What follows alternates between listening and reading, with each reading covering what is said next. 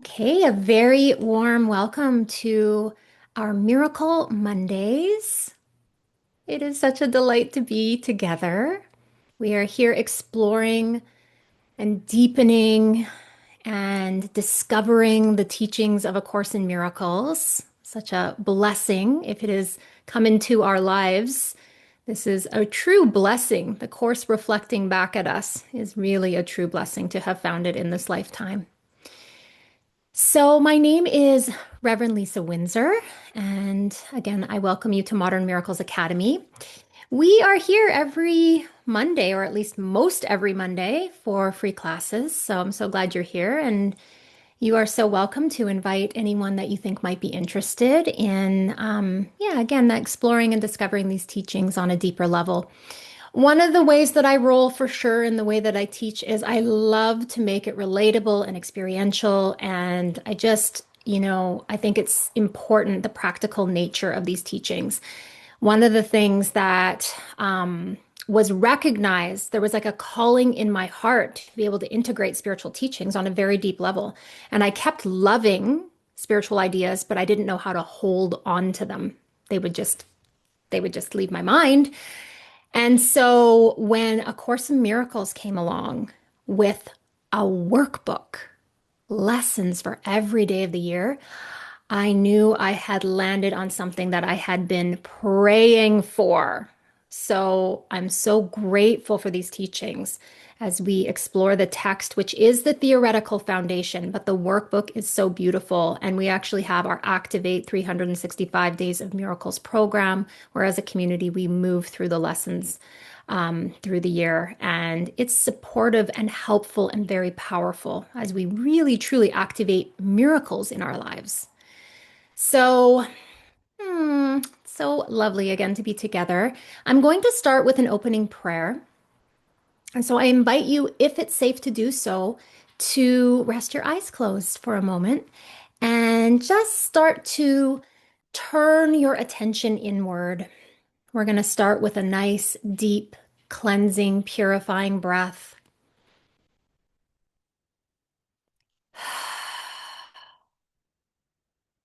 And just do a couple more deep breaths with the intention to settle in.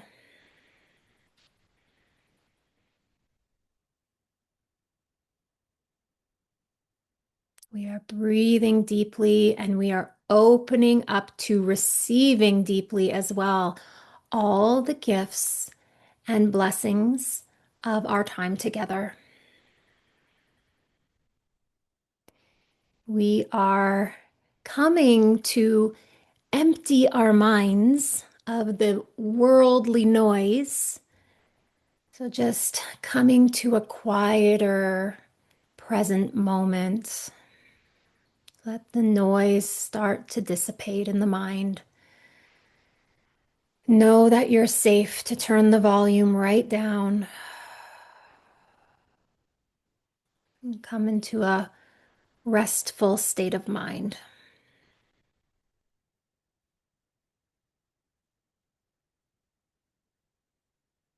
You are loved beyond measure, and you are so incredibly and totally worthy of peace of mind. And so we join together with the shared goal of peace. Not a peace that you will find in this world, but the peace of God that passes understanding. We join in the shared purpose of healing our minds of the ego thought system, of a thought system of fear and guilt, and opening to the thoughts of God, welcoming the thoughts of love and truth into our awareness, recognizing the light shining upon us eternally. Breathing, relaxing, allowing ourselves to land in the presence of God, allowing Him to envelop us with love, knowing that we are in precisely the right place in this moment. There is appreciation in heaven for us showing up to join, to listen deeply and receive.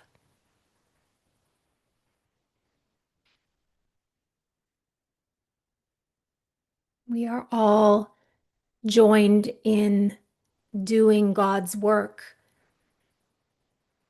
And of course, in Miracles teaches us that work is really happening on the level of the mind. And so just bringing our willingness to be honest about what's happening in our minds, our courage to look at the thoughts and the beliefs that limit us,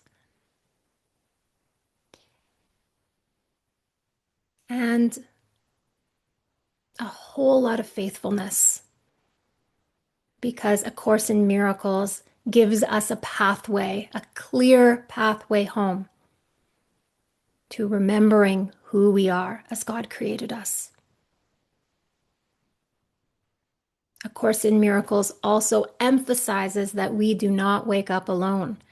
And so we call upon our inner teachers, welcoming Jesus and the Holy Spirit to the forefront of our awareness to guide our every step, our every thought, our every emotion, our every action.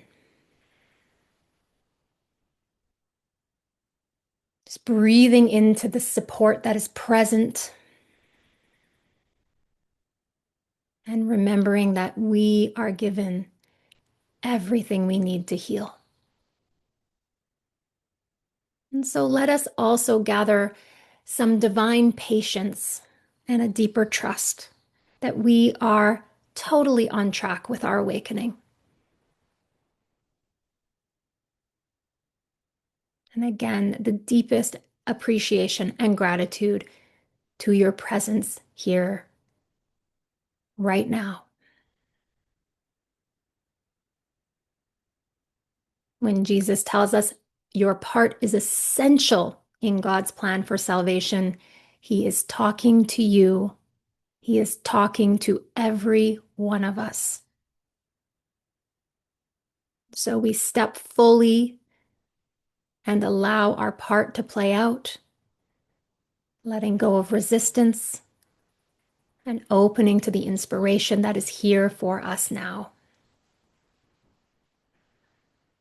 And so we hold steady in this prayer, keeping this communication and connection open and continuous as we join and beyond the call as well.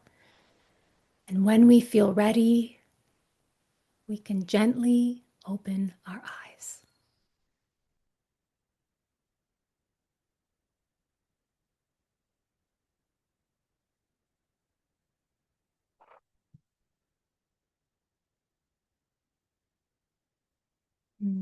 Yes. Yes, yes, yes. Yes to God. Yes to his message. Yes to our teachers. Yes to this joining. Yes to an open and curious mind. All of that, yes. Okay, so no matter where you are in the teachings of A Course in Miracles, maybe you're brand new and you're just tuning into this class, you've come across this class, or maybe you've been with the course for many years.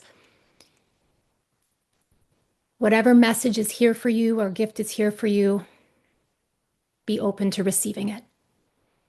And we don't even worry about linear time, and even the part of the course that I'm going to look at tonight, that we're going to explore tonight, just be open to the message that comes through, okay? You definitely are meant to be here, and you are definitely meant to and will receive exactly what you need to hear. Okay, now remember, what we receive does not always land on the level of the intellect. Like, oh, I understand. Sometimes what we receive lands on the level of the heart. I think most of the time it feels that way. And we walk away and we feel like, I don't really understand, but I feel a sense of peace with me. I maybe didn't understand much of that, but I really feel a sense of confidence. I feel a little more steady as I take my steps, a little more certainty. That is the message that comes. It's a message of peace and reassurance, and we need a lot of messages of peace and reassurance along the way. Okay? So remember, you're not listening from that intellect place, you're listening on the level of your heart as we go through today's class. Okay? So you can relax. You can relax. Okay, so we just happen to be in our Miracle Mondays exploring the text of A Course in Miracles during this season. And today we are going to explore chapter 4, section 4, which is titled This Need Not Be. And one of the things that I was reflecting on before we began our class was that going through the text so deeply and joined together, I'm really having an experience of how I want to say deeply, maybe that's not quite the right word, but how deeply Jesus is coming in to connect with us, join with us, and be in relationship with us. So I want you to notice his presence. It's his voice that is speaking to us through these words, and he's building a relationship with us, sharing about our relationship with him as he goes along. And it's really, really beautiful. So I think those things will be emphasized tonight, but he is the voice of clarity. He is the voice of light. He is the voice of certainty. He is the voice of authority. All of those things come through. Okay, and the other thing is that I've always said this in A Course in Miracles. If you are unsure about your relationship with Jesus, just start by saying, Jesus, I'm open to you tonight. I'm open to building on our relationship. I invite you in because he cannot enter unless we invite him in. It's our choice.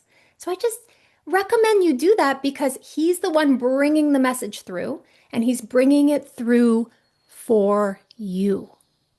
He's bringing it through perfectly for each of us. Okay? Okay, so here we go. I love this. This need not be. Okay, so he starts off very direct. Okay, he says, if you cannot hear the voice for God, it is because you do not choose to listen. Full stop, period. If you cannot hear the voice for God, it is because you do not choose to listen. Now, he's being very direct and very clear about that. But what he's asking me to emphasize is the word choose. Okay? He's not saying you don't listen. He's saying you don't choose to listen, which brings an awareness into our mind of, wow, I've lived so much of my life not even knowing I had that choice. Did I live my life knowing I had a choice to choose the voice for God or the ego?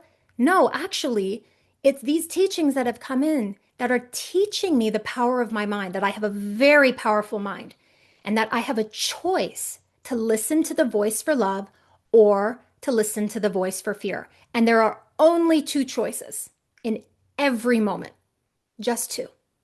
Okay?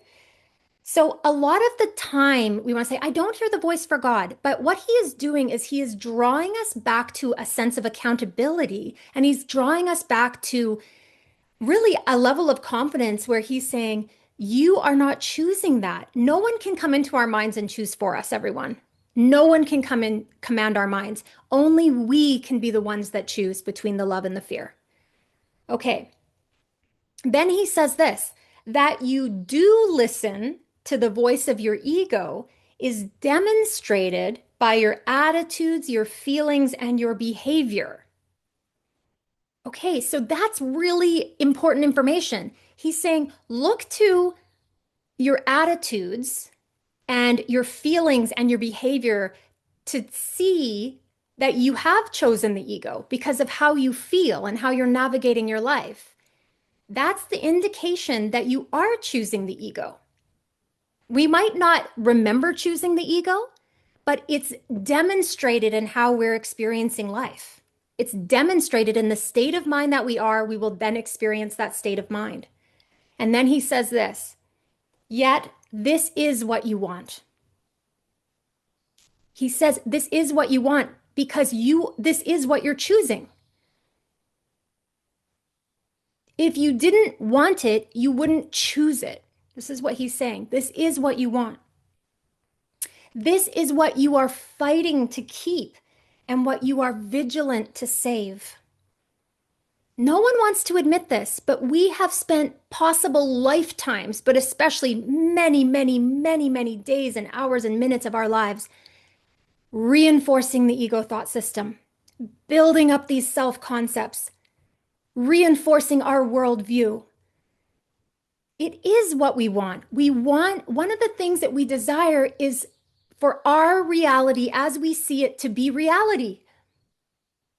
We want it to be real. We've worked on it. We've focused on it. We've practiced at it. He says, your mind is filled with schemes to save the face of your ego, and you do not seek the face of Christ. If we could clearly see the strategies that we employ to save the face of our ego, well, we would be taken aback. And I think most of us are taken aback by the insidious nature of the ego thought system. It seems to punctuate, it seems to go into every facet of everything. All the facets of our lives, it seems to be sunk into in some level. We know what are the schemes of the ego, the defenses we use to protect our self-concepts, the opinions we hold, the judgments we believe are right. The way that we see the world is the way that we see the world. This upholds the ego thought system. We don't question the stories we hold, right? That upholds. Those are the schemes of the ego to hold this thought system in place. He says the glass in which the ego seeks to see its face is dark indeed. How can it maintain the trick of its existence except with mirrors? It's all smoke and mirrors. It's all illusions. It's good. It's been scheming for how long to hold us in that space that we would believe that illusions are more real than the truth. He says, but where you look to find yourself is up to you. And that has been the crazy mind training of the ego, is to look to find ourselves in the world, in a world of illusions, in a body. That's where the focus of the mind has been fixated. We didn't know we had a choice. So he's saying Jesus is not judging us. He's just telling us like it is. He's like, if you can't start with the admission that you work to hold up your ego, to uphold it, you are never going to be able to get beyond the schemes that it has in place. It's ingenious in what it's doing. And so that admission of like, this has really taken over in terms of my mind. My mind is overrun with this way of thinking and seeing. That's helpful because then we can start to choose differently. Okay. He says this, and I think this is so perfect as like the next step. He says, I have said that you cannot change your mind by changing your behavior. You cannot change your mind by changing your behavior. Okay, I want to connect that to the schemes of the ego. The ego's whole premise is for us to change our mind by changing our behavior. The idea that if I could just get that person to love me, then I could change my mind and believe I'm lovable. Right? If I could just lose weight, then I could know my worth. I would change my mind about myself. If I could just accomplish that goal, I would know I was someone. I would know I was something. I would know I was important. It would change my mind about how I saw myself.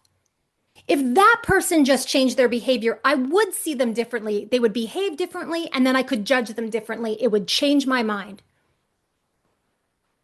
Can you see how this works in terms of the ego's teaching? The whole setup is change your behavior, and then you'll change your mind. We are so tired from trying because it will not stop at any length. It will continue to offer us behaviors that we can change. Do this, do that, try this, try that.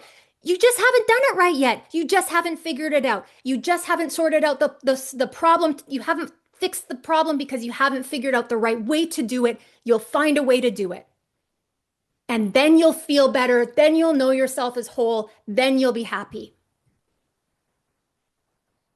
It's the it's all propelled us in the wrong direction in terms of the way we see. Because if we're looking to the behavior, Jesus is telling us the behavior is just an effect of a decision in your mind, of a belief in your mind. The cause is your mind. The behavior is the effect. You can't change the effects and have your mind change. So he says, I have said that you cannot change your mind by changing your behavior, but I have also said, and many times, that you can change your mind. You can change your mind, but not by changing your behavior. You guys, doesn't that kind of like bring in this whole thing about like you need do nothing? Like it kind of like that line in the course that just like kind of blows our minds with like, oh, there's nothing to do. But it's pointing at something. He's like, it's the doing, the belief that the doer has to do something to change your mind. That's not it. That's not it. We're looking in the wrong place for the change. The change has to take place on the level of our mind. We can change our mind. He says, when your mood tells you that you have chosen wrongly, and this is so whenever you are not joyous, then no, this need not be. No, this need not be. In every case, you have thought wrongly about some brother God created and are perceiving images your ego makes in a darkened glass. He tells us, think honestly what you have thought that God would not have thought, and what you have not thought that God would have you think.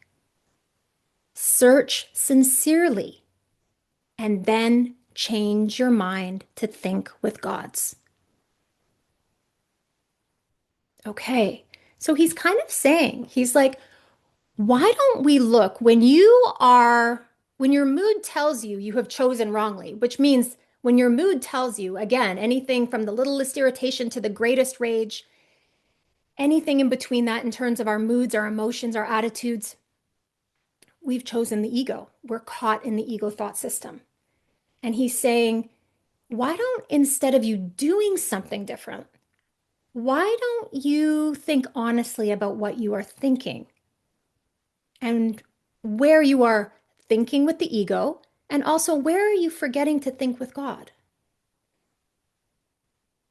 And he says, in every case, no matter the mood, no matter what the circumstance says, you have thought wrongly about some brother God created, which also includes you. We've thought wrongly. We've misperceived. We've seen a body instead of the spirit. We've seen a body instead of the Christ. He says, and he understands, this may seem hard to do, right? To watch our minds, to watch our thinking like that, to change our minds about how we're seeing something. But he tells us it is actually much easier than trying to think against it. Your mind is one with God's. Denying this and thinking otherwise has held your ego together, but has literally split your mind. Here's what he says, as a loving brother, this is Jesus saying to us, as a loving brother, I am deeply concerned with your mind. I am deeply concerned with your mind and urge you to follow my example as you look at yourself and at your brother and see in both the glorious creations of a glorious Father. Because that's how Jesus sees. He sees in all of us, including himself, the glorious creations of a glorious Father. Can we look to him and follow his example? Okay? One that has undone the ego and knows the pathway through. He goes on, when you are sad, this need not be. Depression comes from a sense of being deprived of something you want and do not have. Remember that you are deprived of nothing except by your own decision. That's to choose the ego. He says, if you've decided that, then decide otherwise. Okay, so that's a really good example of what he's saying about don't change the behavior to change your mind. It's never going to work. He's giving an example. He says, when you are sad, so that's finding ourselves in a mood that is something other than joyous. He says, no, with like KNOW, knowledge, no, with certainty. This need not be. You need not stay there. You need not hold that. He then goes on to the belief that we're holding, right? What we have to do is change our mind about the belief we're holding. He says depression comes from a sense of being deprived of something you want and do not have. Depression comes from a sense of feeling like we're lacking something. That belief in lack leads us to an experience of sadness. The cause is the belief in lack, the belief that we're missing something. And then the experience is the feeling of sadness and depression. That is what we can change. We can change our mind about it. He even gives us the change. He says, remember that you are deprived of nothing. That's the truth. We have everything. That's what God would tell us. You have everything. That's what the Holy Spirit, he says, don't be silly. You have everything. God's given you everything. Okay, let's go on. He says, when you are anxious, realize that anxiety comes from the capriciousness of the ego. Capriciousness means like unpredictability and instability. Think of the ego in the mind, how unpredictable and unstable it is, and how that in having those kinds of thoughts in the mind, that it could cause the anxiety that we feel. It's all over the place. It's racing. It has 13 different opinions about one thing. It thinks we should do this and that. Have you ever read the part in lesson 121 about the unforgiven mind that says you're afraid to sleep, you're afraid to wake, you're afraid to go forward, you're afraid to go backwards? It just, you're afraid of every different aspect. And we have anxiety. We think we have anxiety about something that we're doing in the world. It's coming from the thought system and the beliefs that we're holding, actually. And we can change our mind. He says, when you are anxious, realize that anxiety comes from the capriciousness of the ego, and no, this need not be. You can be as vigilant against the ego's dictates as for them. And there's a place in the Course that says, I will be vigilant for God and his kingdom, only for God and his kingdom. Jesus is telling us, he's like, you have been vigilant for the ego. You have been vigilant for that. And you need not be. It need not be that way anymore. Okay, again, there's the anxiety, right? And then instead of changing the behavior, the belief is that my mind is full of insecurity and instability and chaos. And that need not be. We can give that belief, we can give that instability, that insecurity, that chaos in the mind to the Holy Spirit, and we can ask for another way to see. And then we calm, we find that peace of mind again, we recenter, we realign. Again, we didn't do anything but changed our mind about allowing the ego to run in the mind, or this need not be, and changing our mind about what we're seeing and experiencing. He says, when you feel guilty, remember that the ego has indeed violated the laws of God, but you have not. You being spirit, the Christ, the true you have not done anything. You have been unchanged in this. The ego wants to get caught up in the ego world and the human behavior and all the things that are happening, and we can condemn ourselves for all the mistakes that seem to happen and all the things we seem to do. And he says this need not be. He says this need not be.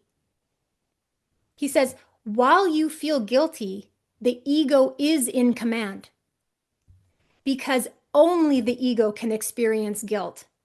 This need not be. You imagine all the guilt that we feel, we think we have to change our behavior. We think we have to deal with the seeming sins that we have done. We think we need to be better. Jesus says, leave that to the atonement. Bring all of those things to me. Those will be cleared and purified from your mind. He said, just know that when you are in any experience of guilt, you have to change your mind because you're caught in the ego, and nothing in the ego gets resolved in the ego. You have to look away. You have to let it go. You have to forgive those thoughts and those beliefs. Only the ego can experience guilt. So then he says, watch your mind for the temptations of the ego and do not be deceived by it. It offers you nothing. When you have given up this voluntary dispiriting, you will see how your mind can focus and rise above fatigue and heal. That's pretty interesting. Again, he's telling us it's voluntary dispiriting, that we're voluntarily making ourselves sad and anxious and upset. Right? Again, he goes back to, if you do not hear the voice for God, it is because you choose not to hear it. That you do listen to the ego is shown by your attitudes, your moods, all of those things, the behaviors that you have. You can choose differently. You can change your mind. You cannot change your behavior. It will not change your mind, but you can change your mind. He tells us this, though. You are not sufficiently vigilant against the demands of the ego to disengage yourself. That's where we're at. He says that's kind of where you're at right now. You're still very engaged. You're not like, you haven't been vigilant enough against the ego and its demands. Its demands that you follow its dictates, that you change that behavior, that you do something. Just do something. We're not quite there yet. But he says this need not be. You can shift your vigilance, right? You can shift your alignment. So then he talks about this a little bit, about the habit of engaging with God. He says the habit of engaging with God is easily made if you actively refuse to let your mind slip away. The problem is not one of concentration. Okay, full stop. Haven't you had the thought, okay, I'm not practicing my lessons right. I'm not doing this right. I need to focus. I need to concentrate. I need to change my behavior. I need to sit longer. I need to do these things. I need to change my behavior. No. The issue is a belief that you're holding. He says it right here. The problem is not one of concentration. It is the belief that no one, including yourself, is worth consistent effort. The reason that we cannot stay focused on God and we actively allow our minds to slip away is because we do not believe that we are actually worthy of consistent effort. Then he tells us this: side with me consistently against this deception, and do not permit this shabby belief to pull you back. So he's telling it's a shabby, untrue belief that you are not worthy of consistent effort. In fact, Jesus is literally with us consistently in every moment we choose to look towards him. He is there, ready, waiting, holding us, holding steady with us. And he's telling us in this course, just choose once again. Just consistently choose again. Just choose once again. Just make a different decision. Choose for love. Choose to be consistent with God. Choose to look away from the darkened lens and look through the light. Look toward the light. Let it shine upon you. He says the disheartened are useless to themselves and to me, but only the ego can be disheartened, right? Which means when we're discouraged, when we're drained, when we're disheartened, when we're hopeless, we can't be useful to him. He's here to rescue us in those cases. He's there with us. He's calling us to forgive. He's saying this need not be. We have to change our minds. so that we can join with him in extending the love of God and the message of our innocence. We have to receive it first for ourselves. We have to change our mind, about thinking that our mind is somehow weak or does not have the capacity, does not have the strength. You know, we have not been taught we have a powerful mind by the ego, right? The ego has really taught us differently. Okay, I love this next line. He says, have you really considered how many opportunities you have had to gladden yourself and how many of them you have refused? Can we just take a moment with that thought? Just think of that. Have you really considered how many opportunities you have had to gladden yourself and how many of them you have refused? Okay. There is no limit to the power of a son of God, but he can limit the expression of his power as much as he chooses. And that's really what we have learned to do is we've learned to choose to limit the expression of our power. Mostly it's been unconscious and we didn't know, but Jesus is letting us know now. He's letting us know. He's bringing this to light for us so that we can choose again, that we can side consistently with the light. He tells us, and this is such good news. He says, your mind and mine can unite in shining your ego away, releasing the strength of God into everything you think and do. When we shine the ego away, when we undo the ego, it releases the strength of God into everything we think and do. That is what it is to be in alignment with the light. That is what it is to be in alignment with spirit. He tells us, do not settle for anything less than this. And what he's talking about is alignment with spirit, where everything we think and do is inspired by God's love and strength. And he says, and refuse to accept anything but this as your goal. Our goal is God's peace. Our goal is right-mindedness. Make that your goal. There's no point of making behavioral goals in the world. That need not be because it won't change your experience. But to hold up a goal in mind for the peace of God, for right-mindedness, will change everything.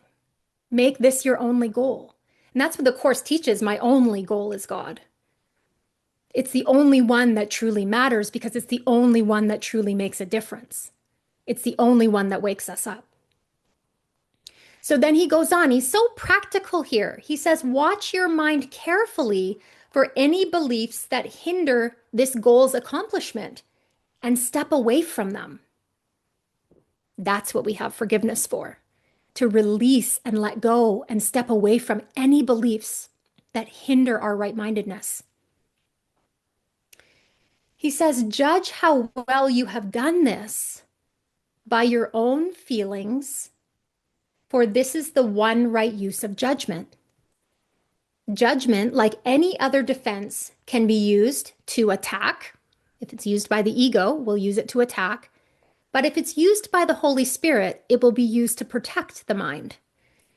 It can be used to hurt. So the ego will use judgment to hurt, but the Holy Spirit will use judgment to heal. So what we want to do is we want to bring the ego to the light of judgment, the light in our mind where it can be judged by Holy Spirit. And there you will find it wanting, which means that you will see when you bring the ego to the light that it is lacking, that it is insufficient, that it is empty. If you bring it to the light and let it be judged, you'll see it for what it is, that it's nothing. When we see it that way, he tells us, without your own allegiance, protection, and love, the ego cannot exist. Let it be judged truly, and you must withdraw allegiance, protection, and love from it. When we judge it truly and see it for what it is, we withdraw the power of our mind from it, and then it cannot exist. So one of the things that it does is it draws us to give it the power of our mind. And that's how it keeps going and going and going. It makes it very interesting and it makes it it draws us in again and again and again, thinking there's some solution, something true with what it's saying. The more we bring it to the light, the less we believe in it. I love this part. He says, "You are a mirror of truth in which God Himself shines in perfect light." Just take a moment. You are a mirror of truth in which God Himself shines in perfect light. God's light is shining upon you. You are a perfect reflection of God. To the ego's dark glass, you need but say, "I will not look there because I know these images are not true." You don't have to look in the direction of the darkened lens. You don't have to look at the ego's darkened glass. You can decide that I will not look there because I know these images are not true. And then Jesus tells us, and then let the Holy One, let God shine on you in peace, knowing that this and only this must be. The ego cannot prevent him from shining on you, but it can prevent you from letting him shine through you. And that is the experience of feeling the blocks to love's presence. It is the experience of feeling like we do not have that love to extend. But the truth is that God's love shines upon us eternally. And when we remove the blocks and we remove the ego, we have the experience of God's love shining through us eternally. Just a couple more things. Jesus talks about the first coming of Christ and the second coming of Christ. He says, the first coming of Christ is merely another name for the creation, for Christ is the Son of God. So that was like where we were born, right? In God's creation is the first coming of Christ. And in the Course, it says, you are the Christ. We are all the Christ. We are all God's one Son. Jesus tells us the second coming of Christ, which is not an event in the world, means nothing more than the end of the ego's rule and the healing of the mind. So it's really the remembrance of who we truly are. It's the remembrance of who we are as God created us.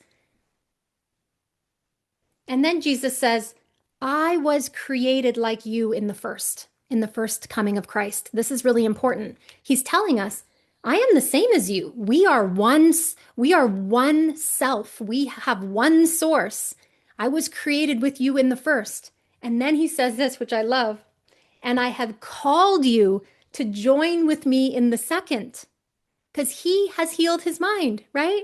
He has undone the ego. He has remembered. So he's calling us to join us in the second coming. And he says this, I am in charge of the second coming. And you guys, that is the most beautiful news. We are not alone in having to wake up from this. We have a guide, we have a comforter, we have one that has gone before us. And he is going to walk with us every step of the way. So it's so beautiful. It's so the undoing of the hierarchy with Jesus. He's not special. He's saying, I am the same as you, and I can guide you along here because I have walked this step. Knowing who you are, you do this too. You can and will do this too. You will join with me. And then this is what I was telling you at the beginning about our relationship with Jesus and how precious it is and how he's telling us about this relationship that we have together. He says, I do not attack your ego. I do work with your higher mind, the home of the Holy Spirit, whether you are asleep or awake. So he is working with our higher mind, where the Holy Spirit abides all the time, whether we are sleeping or seemingly awake. He says, I am your vigilance in this because you are too confused to recognize your own hope. But again, This is good news because we have one that is steadily walking with us. He is our vigilance. He will always call us back home. He will always call to us to join with him. We have a guide, everyone. We have a guide to wake up. He says, your mind will elect to join with mine, and together we are invincible. When we decide to join with him, together we are invincible. The mind is invincible. He says, I have called and you will answer. I understand that miracles are natural because they are expressions of love. My calling you, and he's talking to you, is as natural as your answer. And your answer is yes. And he says, and it is as inevitable. So his calling to us is inevitable, and we are hearing him and we are answering. And our answer of yes, Jesus, yes, God, yes to truth is inevitable. And it's happening. It's already happened. We can trust it. So, in conclusion, the ego thought system, our choice for the ego, this need not be. This need not be.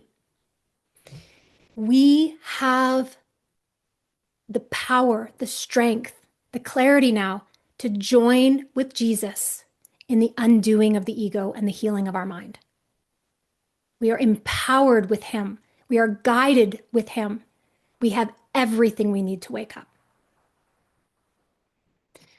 Okay, let's take a deep breath. That was beautiful and generous from spirit.